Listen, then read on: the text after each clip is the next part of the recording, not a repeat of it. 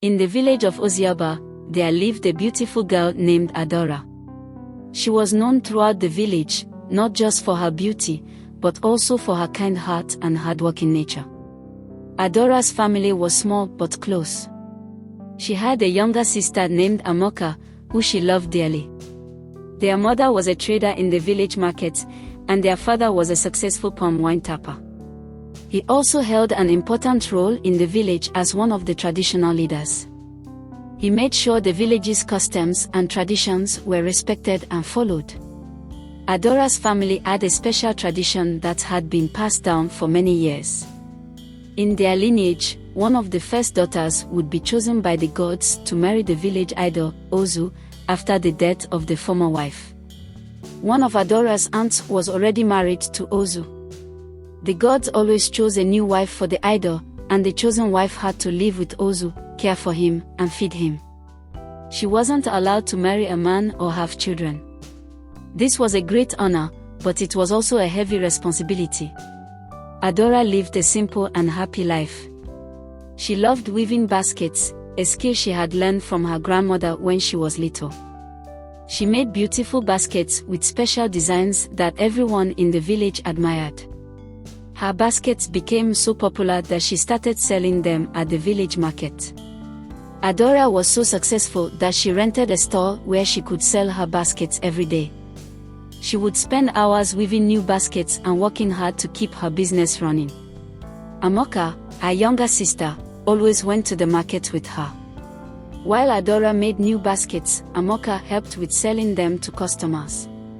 When the store wasn't too busy, Amoka would also help Adora weave.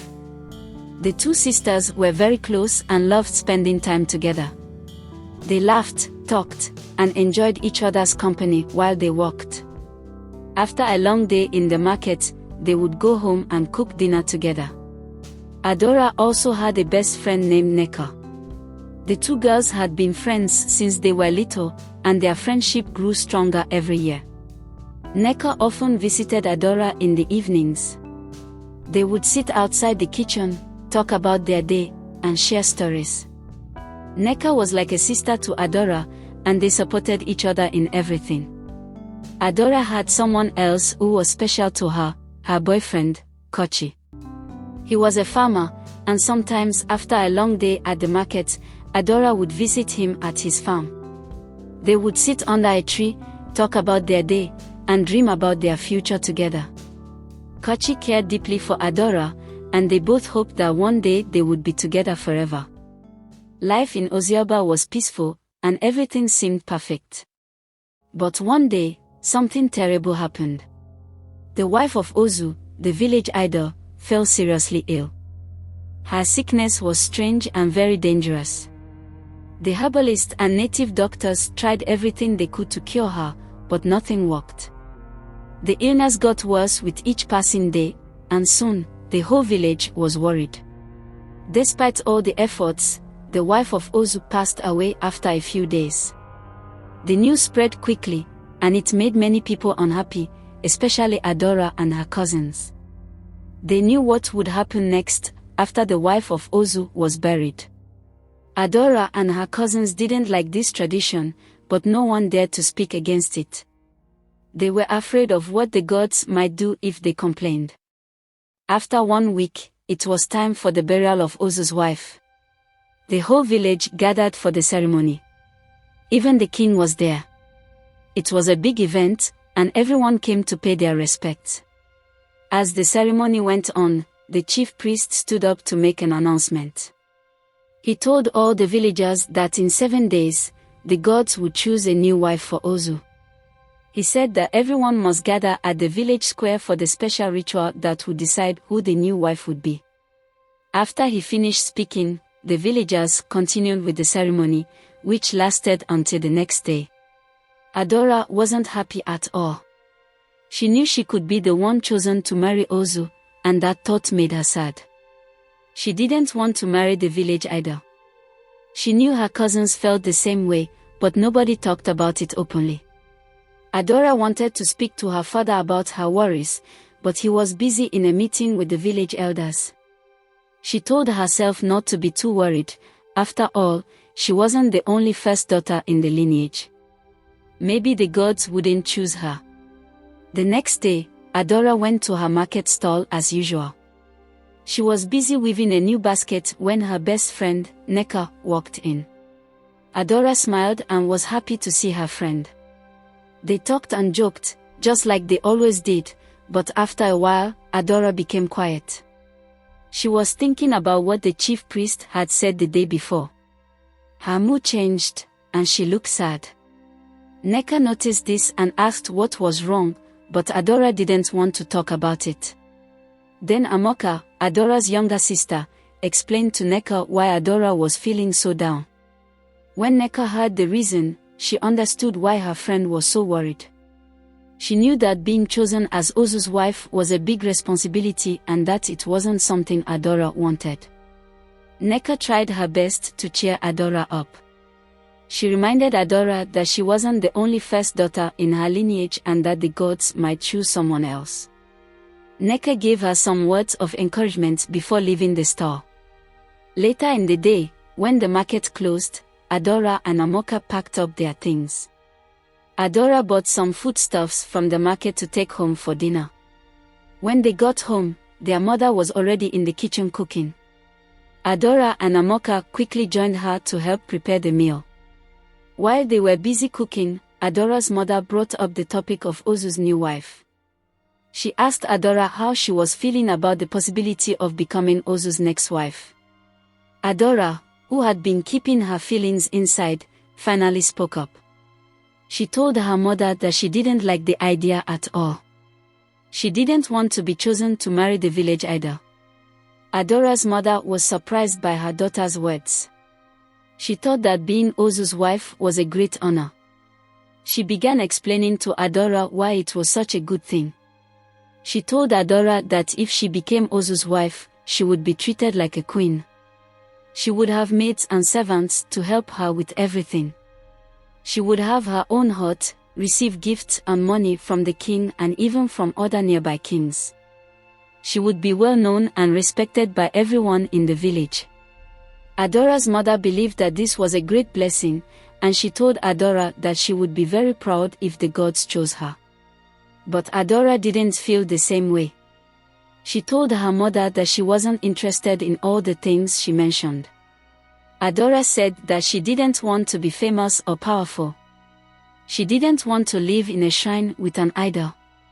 She just wanted to live a normal life, to be free to marry whoever she loved, and to have a family of her own and not be married to an old wooden sculpture. Adora's mother was shocked by what she heard.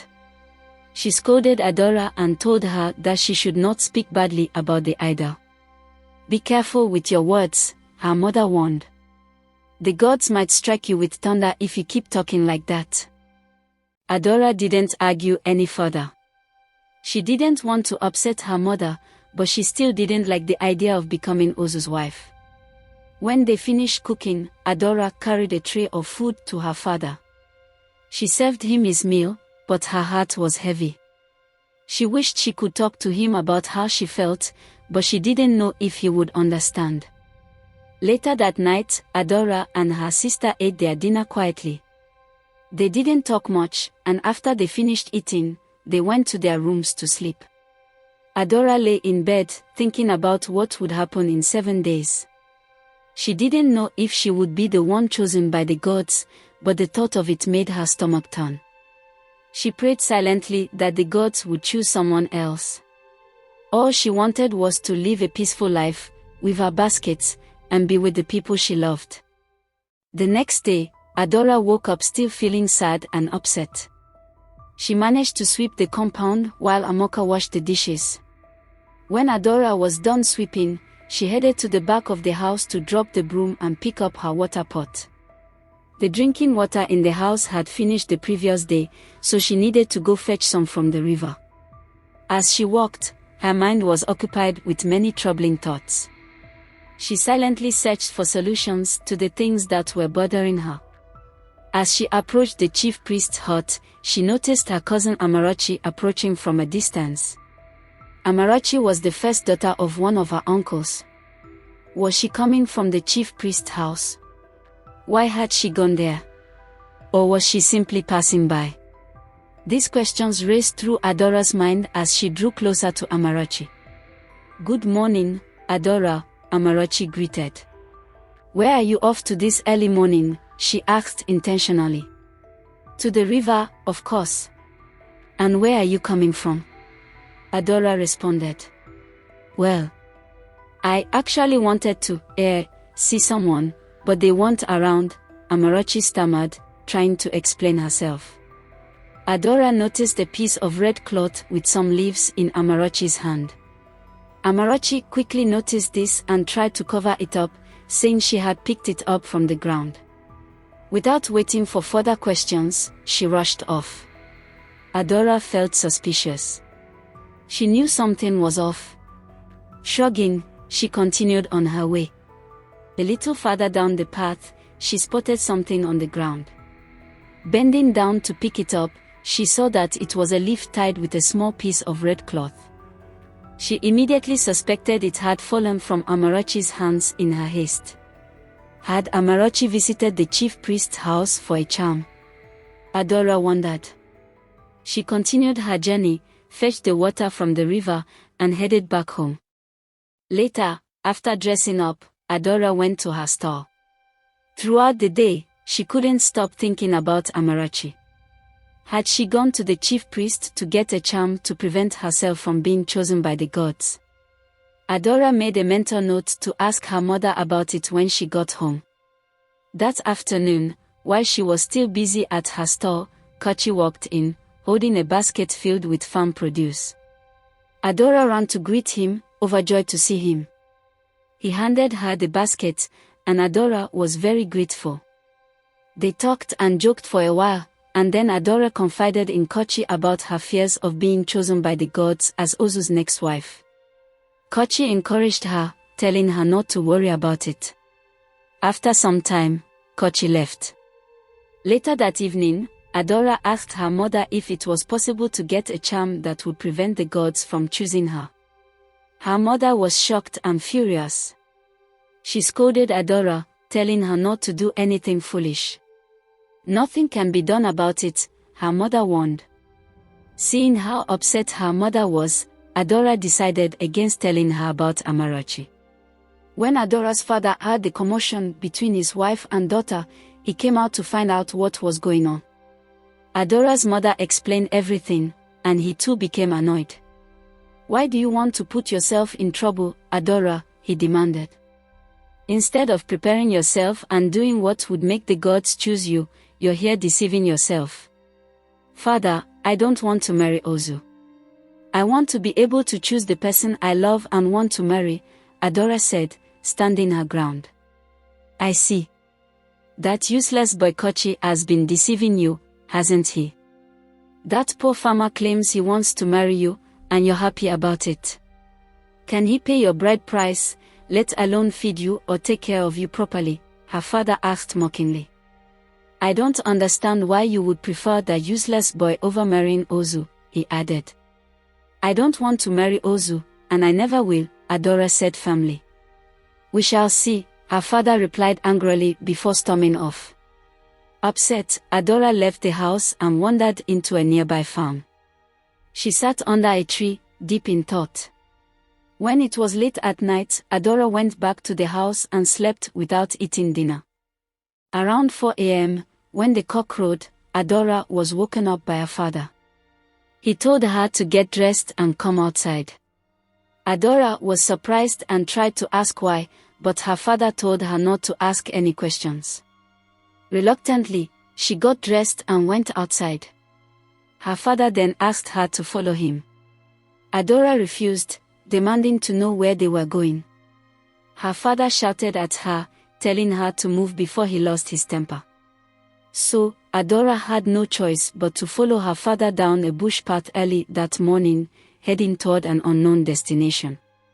When they finally reached an open clearing deep in the bush, they stopped. Her father called out, and the chief priest appeared from the other side of the clearing. Adora was confused. She wondered why her father had brought her to the chief priest at such an hour. Her father told the chief priest to proceed with the rituals. The chief priest handed Adora a small bowl and instructed her to wash her hands in it. Though a bit scared, Adora obeyed. Afterward, the chief priest told her to lift the bowl above her head and then lower it. Again, she obeyed. When she was done, the chief priest gave her another small bowl containing some items and told her father that the rituals were complete. Her father thanked the chief priest and handed him some money before they left. As they walked back home, Adora couldn't stop thinking about the rituals. She had no idea what kind of ritual she had performed, as her father refused to explain. She hoped it wasn't what she feared. When they returned home that morning, Adora went to her room, shut the door, and sat down to examine the contents of the bowl the chief priest had given her. The items were all ritualistic, but she couldn't make sense of them. As she began packing them away, something caught her attention. It was the same object she had picked up the previous day when Amarachi had rushed home. She quickly fetched the one she had found earlier and, to her surprise, it was identical. Adora was both confused and alarmed. Could it be that they had both performed the same ritual? She wondered. Later that day, as Adora walked, her mind was consumed with troubling thoughts. Today is the third day. I need to act fast before things get out of hand, she thought. She planned to visit a wise old woman who lived far away, on the outskirts of the village, but she didn't want to go alone. She intended to take Neka with her. Adora needed to understand more about the rituals and why they were so important. She made a mental note to visit Neka's house that evening to discuss it with her. That evening, after closing her store, Adora went to Neka's house and told her about her plan to visit the wise old woman. When Neka asked why, Adora explained everything. Neka agreed that it was a good idea and promised to accompany her whenever she was ready. Adora thanked her and left. On the fifth day, Adora went to Neka's house in the afternoon and told her she was ready to visit the wise woman. To her surprise, Neka refused to go. Disappointed, Adora asked what the problem was, but Neka wouldn't say. She only told Adora she would not be going. Adora pleaded and begged, but Neka remained firm. Eventually, Neka went inside her room when the pressure became too much. Adora was left feeling sad and disappointed, wondering what had made Neka change her mind. After a while, she returned to her store. Back at her store, Adora couldn't focus on anything. She was downcast and full of sadness. When the market finally closed that day, she went home. She didn't eat that night, going straight to bed instead. She made up her mind to go through with the rituals and face whatever came her way because she no longer had the strength or willpower to fight. On the seventh day, the day the new wife was to be chosen, Adora was woken by her mother. "Take this," her mother whispered, handing her a small red cloth. "Hide it under your dress." Adora reluctantly tucked it away, her heart heavy with unease. Her father, waiting outside, led her to the chief priest's hut where her cousins had already gathered. The village square was filling up with villagers, their faces tense with anticipation. When the chief priest arrived, the crowd fell silent. The 8 girls, including Adora, were led forward and told to kneel. The ground felt rough beneath her knees, and her pulse quickened as the priest began to speak.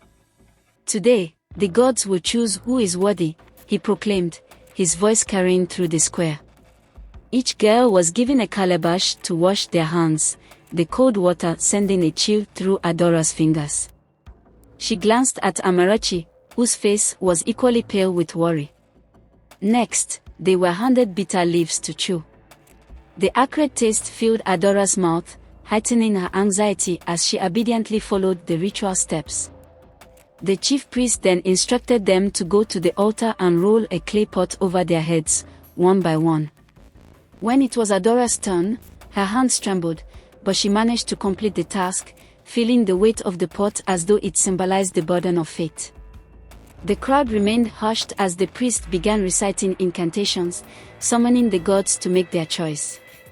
Suddenly, thunder cracked across the sky, and the calabashes in front of both Amarachi and Adora shattered to pieces.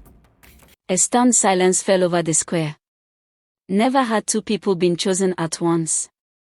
The chief priest, visibly shaken, announced that the ritual would be repeated in 3 days' time.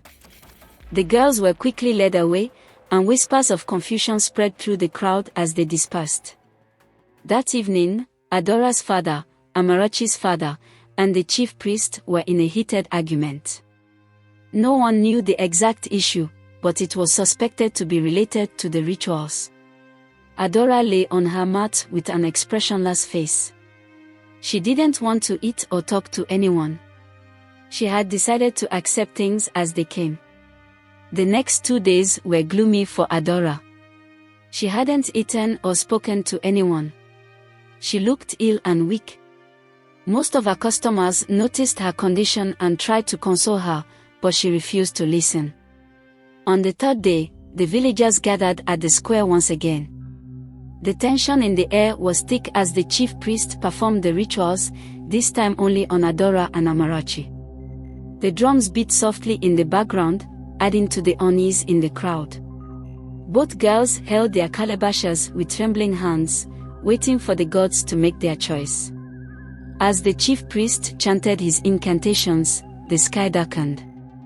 The villagers held their breath, anticipating the outcome. Suddenly, a loud crack of thunder split the air, and the calabash in Adora's hands shattered into pieces. The crowd gasped. Adora stood frozen, her heart sinking as she realized what had happened. For a moment, there was only silence, but then the villagers erupted in joyous celebration. They cheered and danced, praising the gods for their decision. Some women rushed forward and danced around Adora, chanting songs that glorified her beauty and her new role. Adora cried bitterly as she was paraded through the village like a trophy.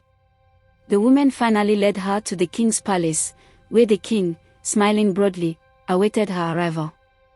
He blessed her and gave her a lot of gifts, declaring her the chosen one, the new bride of Ozu.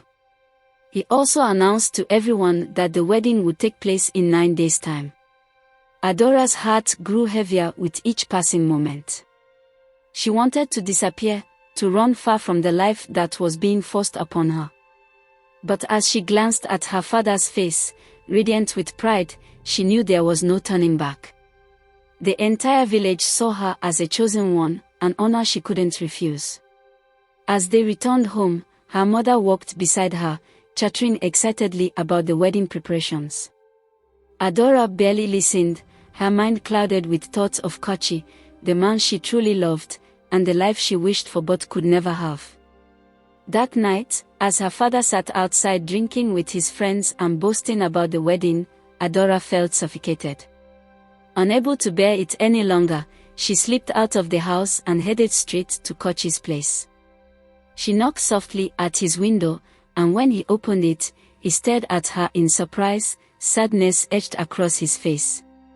Kochi joined her outside, and they strolled toward the edge of the village, where the trees offered a bit of privacy. Adora's voice was barely a whisper as she told him that it was over, that their love had no future now that she had been chosen. Kochi stood silent, his eyes filled with sorrow.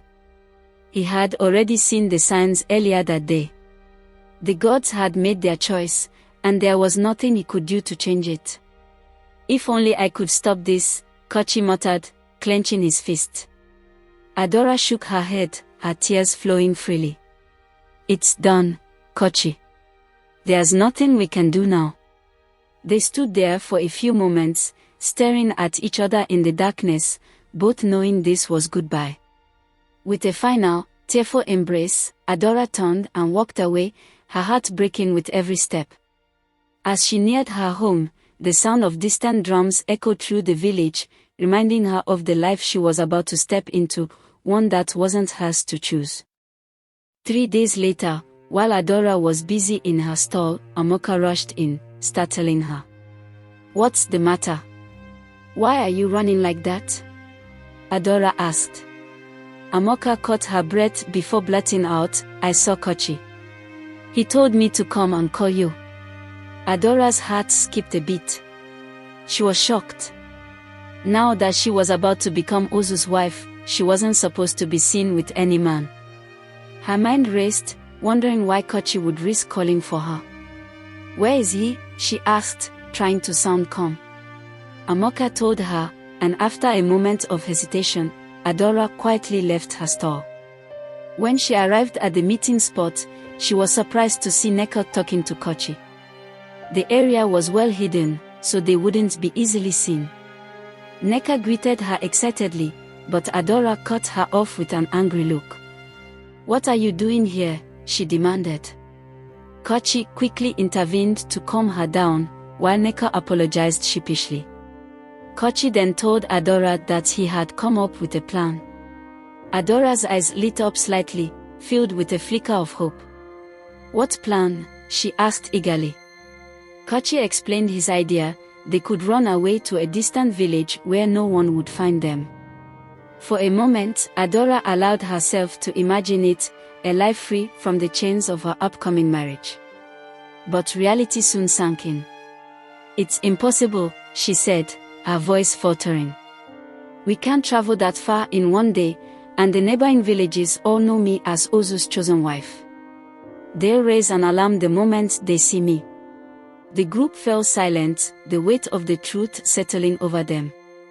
Then, Neka spoke up. "What if you go to the house of the wise old woman first? She can hide you and point you to a village where no one will know you." Adora's face brightened. The old woman had helped many people before. She turned to Kochi, "Let's follow that plan." But Kochi, thinking carefully, suggested they sleep on it and meet again the next day to solidify everything. They all agreed. The next day, Adora, Kochi, and Neka met at the same spot. This time, they finalized the plan. They would leave the village at night, heading for the wise old woman's house, where they would hide until they could escape. Though a sense of excitement filled Adora, she couldn't shake a growing sense of unease. Yet, she kept her worries to herself, determined to go through with it. That evening, Adora discreetly packed her belongings in a small basket and hid them in her room. She didn't even tell Amoka about her plans, fearing that any slip could ruin everything. The next day, she brought the basket to her store. Neka came by in the afternoon to check that everything was in place, having also met with Kochi. As the sun set, Adora told her sister to close the store for her as she had to see someone. With her heart pounding in her chest, she grabbed the basket and left. As Adora walked cautiously to the meeting place with her basket, the air felt heavy with tension. She looked around, making sure no one saw her. When she arrived, Kochi was already there, pacing anxiously under the cover of trees. They exchanged a small smile, though both knew the stakes were high. Soon, Neka arrived, breathing heavily from the hurried walk. Her eyes darted around nervously. "Ready?" Kochi asked, his voice steady but low. Adora nodded, her heart pounding as they began walking. They whispered in hushed tones, talking about the future that awaited them beyond the borders of the village. Adora, despite her fear, felt a flicker of hope. Maybe they could really escape, build a new life far from the traditions that had caged her. As they continued down the narrow path that Neka suggested, Adora felt an odd sense of discomfort. The road was becoming darker, and the trees seemed to close in around them. Just as Kochi was about to voice his concern, 3 hefty men suddenly emerged from the thick bush, blocking their path.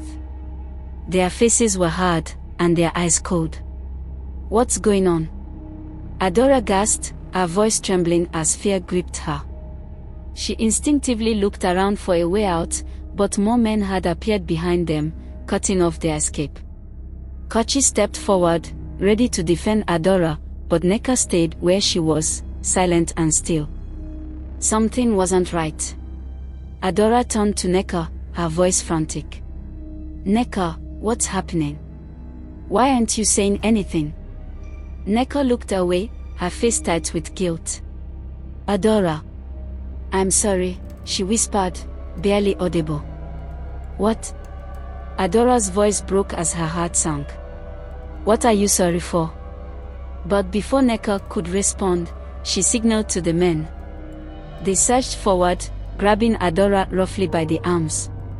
Adora screamed, fighting back with all her might, but it was useless.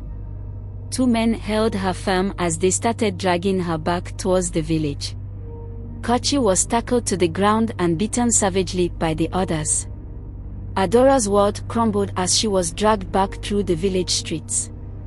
Nneka walked ahead, raising the alarm, as they neared the village, shouting that Adora had tried to run away but had been caught. Villagers poured out of their homes, shocked by what they saw. Whispers of betrayal filled the air, and despite her struggles, Adora was dragged before the village elders, publicly humiliated for trying to flee. Her father stood at the front of the crowd, his face twisted with fury and disappointment. He didn't say a word, but the weight of his silence was crushing. "Lock her up," the head elder commanded. Adora was thrown into a small dark hut, isolated from the rest of the village. Two guards stood outside, ensuring she would not attempt to escape again. Inside, she collapsed onto the ground, sobbing uncontrollably. The betrayal from Nneka cut the deepest. Her best friend had turned her over to the same fate she feared. Meanwhile, Kochi, bloodied and beaten, was dragged to a village dungeon, locked away for conspiring to elope with Ozu's wife. His fate was sealed just as Adora's was. Nneka, now celebrated as a hero, was made the youth leader of the village and also rewarded by the king for her so-called bravery and loyalty. As night fell, Adora lay on the cold floor, her mind racing. Every sob echoed her despair. She thought of Kochi, who had risked everything for her, only to be brutalized. She cursed the gods, the traditions, and the people who celebrated her downfall. Most of all, she cursed Nneka, who had betrayed her for reasons she couldn't understand. Why? Why had Nneka done this to her? The next morning, preparations for her wedding to Ozu began. The village buzzed with excitement. Cows were slaughtered, food was prepared, and the king himself donated gifts for the occasion. From her hut, Adora could hear the bustling activity outside, a bitter reminder of the life that awaited her, the one she never wanted. The next morning, the village square was packed with guests, including kings from neighboring lands. Drums played, and dancers performed as the chief priest led the ceremony. As she was led to the square, the cheers of the villagers rang hollow in her ears. They celebrated her as Ozu's new wife, but Adora felt like a sacrificial lamb. The chief priest performed the marriage rites, reciting prayers and invoking the gods. Adora was given a special coral bead to bind her with Ozu, but she hesitated to wear it. The weight of it felt heavier than it should. As soon as she placed it around her neck, a wave of dizziness overcame her which made her stagger as if something entered into her. The crowd cheered, thinking it was a sign of divine favor, but Adora felt as if it were a chain binding her to a fate she never chose. That night, after the celebrations had died down, Adora was led to her new hut, where she would begin her life as Ozu's wife. Inside, she was accompanied by 3 maids and locked away, a prisoner in her own home. As she lay on her mat, trying to sleep, she felt a tap on her shoulder. She opened her eyes to see a man with long white beards standing over her. "I am Ozu," the man said, his voice soft yet commanding. "You are now my wife." Adora's heart raced. She was too tired, too broken to even react. Ozu spoke to her for a while, offering words of comfort that did little to soothe her. After he left, Adora realized it had all been a dream. Adora felt a sense of dread and helplessness. The dream lingered in her mind. Days passed, and Adora reluctantly performed her duties for Ozu. She was filled with loneliness. Her parents abandoned her after the wedding, and Kochi rotted away in the dungeon because of her. Her business was also gone, almost everything in her life had disappeared. Adora stood by the window, staring at the desolate landscape outside as tears escaped her eyes. Was this how she was going to continue? "I won't let this be my life," she whispered to herself, a spark of defiance lighting up in her heart. With determination, she began plotting her revenge, waiting for the right moment to strike. Ozu, Nneka, her father, the elders, and everyone who had a hand in her misery would pay for what they did to her. Throughout that month, she took great care of Ozu, feigning obedience. The maids marveled at how dedicated she was, but they didn't see the fire growing in her eyes, the cold calculation behind every move. She bided her time, waiting for the perfect moment. One sunny day, Adora told the maids she was bored and wanted to walk around the village. The maids didn't think much of it and agreed. 2 maids and a guard accompanied her as she strolled through the village. The sun beat down fiercely, and after a while, Adora mentioned she wanted to cool off with a dip in the river. The maids and the guard followed her to the riverbank. When they arrived, Adora began pretending to undress. The maids and the guard, out of respect for her modesty, turned their backs. Adora removed one of her wrappers, then quietly slipped into the water. The cold water was refreshing, and for a moment, she allowed herself to relax, swimming to release the stress that had built up inside her. But her mind remained sharp. She knew her chance was coming. As the maids and guard, bored and tired of waiting, continued to face away, she tied the wrapper to one of the nearby grasses in the river, then she dove underwater and swam swiftly towards the other side of the river. She held her breath for as long as she could, surfacing only when she was certain she was out of sight. She took a deep breath and dove back under, swimming as fast as her limbs would carry her. Meanwhile, the maids, growing impatient, called out, "Adora, it's time to go home." But there was no response. One of the maids noticed Adora's wrapper tied to the grasses, and pointed it out to the other. The river was too deep for them to wade into without getting wet, so they shouted her name again, louder this time. Still, there was no answer. The guard, sensing something was wrong, reluctantly entered the water and swam to the spot where the wrapper was tied. When he reached it, he was shocked to find that it was just a wrapper tied to the grass to deceive them. Realizing what had happened, he waved the maids over, showing them the empty wrapper. Panic set in, and they began frantically searching the area, calling Adora's name. But by then, Adora was already deep in the surrounding bush, running as fast as she could, her heart pounding in her chest. She had no idea where she was headed, but she didn't care. She just needed to get as far away as possible. Eventually, her legs grew tired, and she had to stop and catch her breath. She sat for a moment, listening for any signs of pursuit. When she was sure no one was near, she pushed on, crossing a small stream and continuing through the dense forest. She ran for hours, not stopping until she reached a large river that stretched far and wide, too deep and too dangerous to cross. Exhausted, she sat by the riverbank, her mind racing. How would she get across? As she thought, fatigue overcame her, and she drifted into a restless sleep. In her dream, she saw Ozu standing before her, along with a group of old women and her late aunt. Their faces were stern, their eyes filled with fury. "Go back," they commanded, their voices cold and unyielding. They threatened her, their words harsh and unforgiving, and Adora trembled in fear. The fierce look in their eyes sent chills down her spine, and her heart raced as she felt their anger surrounding her. Adora woke up with a start, her body covered in sweat. The terror from her dream still clung to her, and she quickly stood up, ready to turn back to the village. But as she turned, she spotted an old woman standing silently, watching her from a distance. Adora's first instinct was to scream, but then she realized it was the wise old woman. A wave of relief washed over her. The woman approached slowly. "Why do you want to turn back now that you've succeeded in escaping?" she asked softly. Adora recounted the terrifying dream she had just experienced. The old woman listened patiently, then gently grabbed Adora's hand and led her to her house. Back in Ozioba, chaos erupted as news of Adora's disappearance spread. The villagers were confused, and the elders were furious. The guard and maids were summoned for questioning. "How could she escape under your watch?" one of the elders demanded, his voice dripping with disbelief.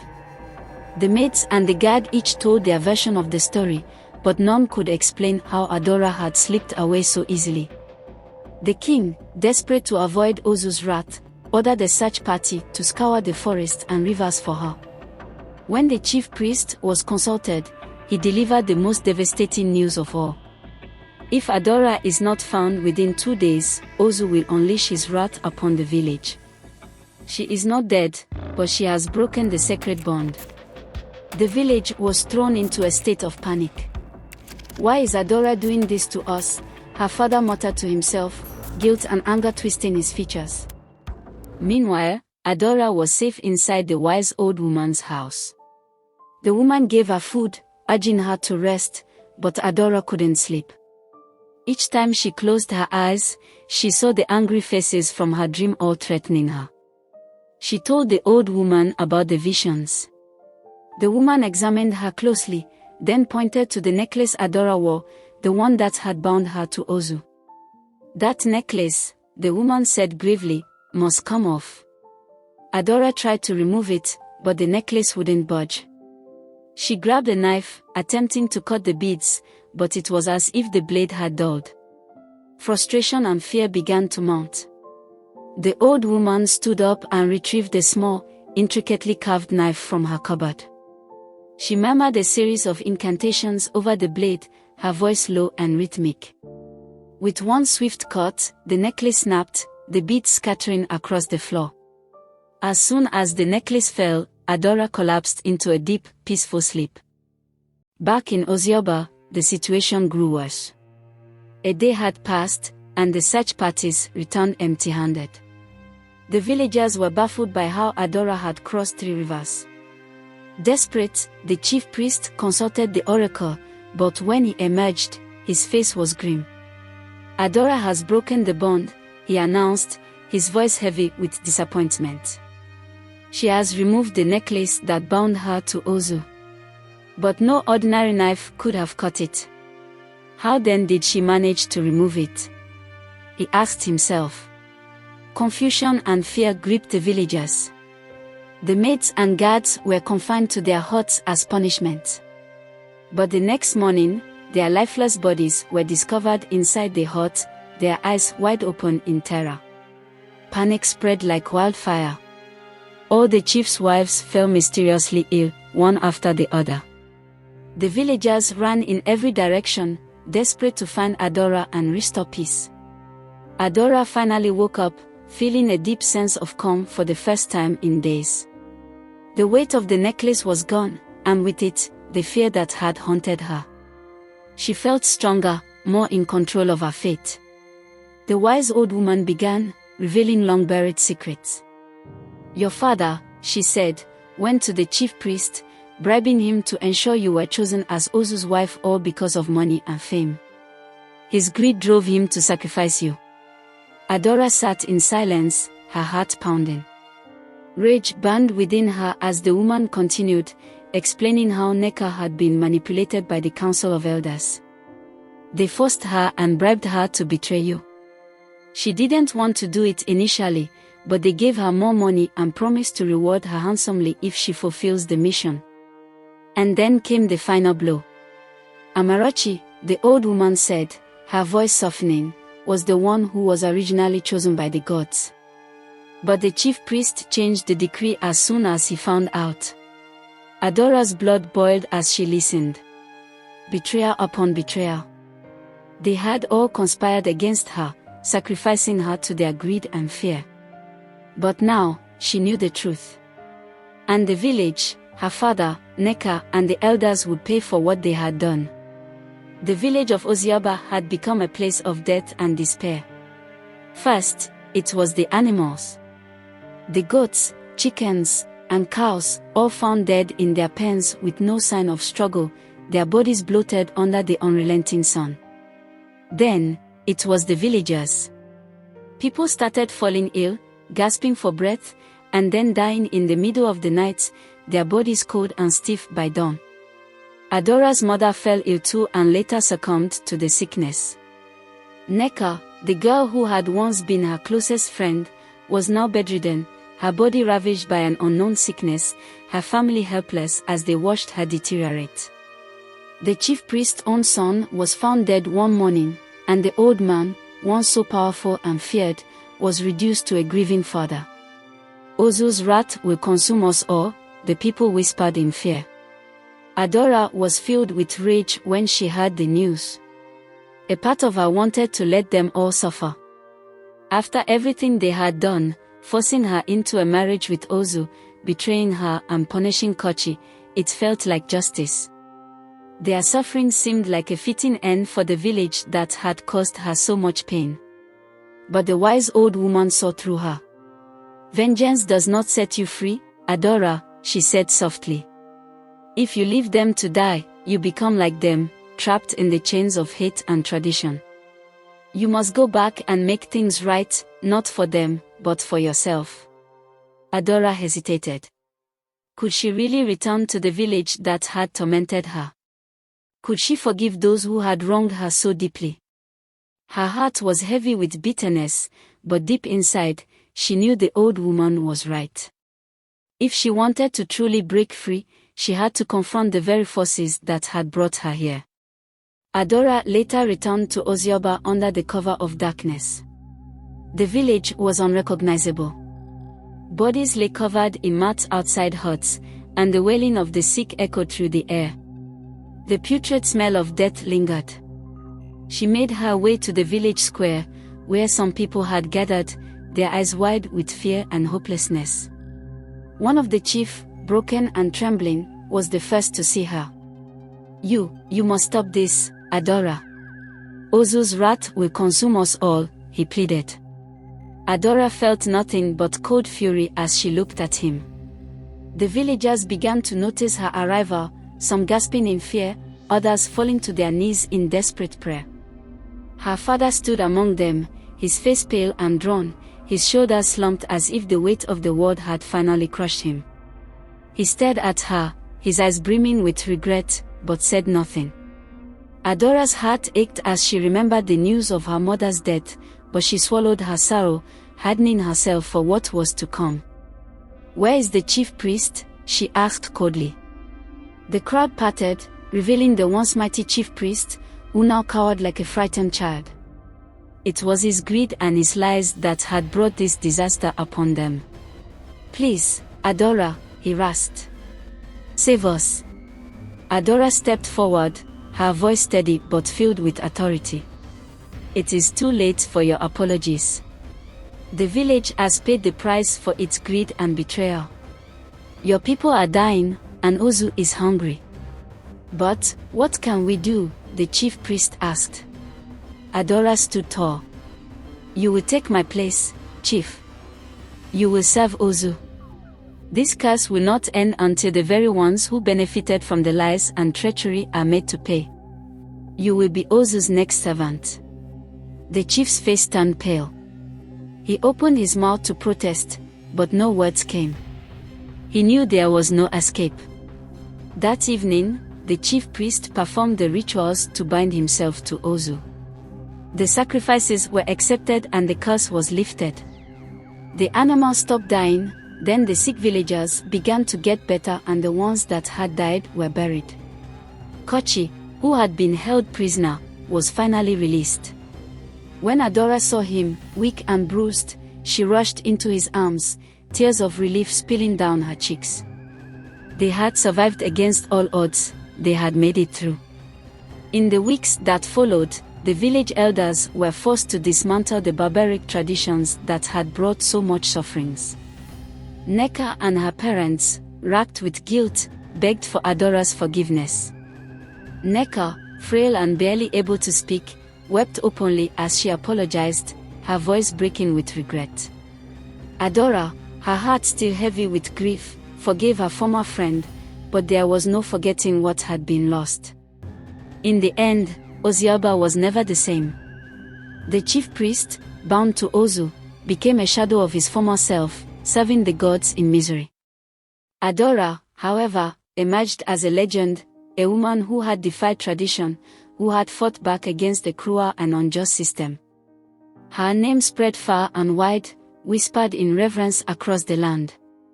Adora was known as the lady who had fought and won, forever remembered as the one who had broken the chains of their ancient, barbaric ways. If you like this video, kindly give it a thumbs up. Don't forget to like and subscribe for more inspiring stories. Thank you.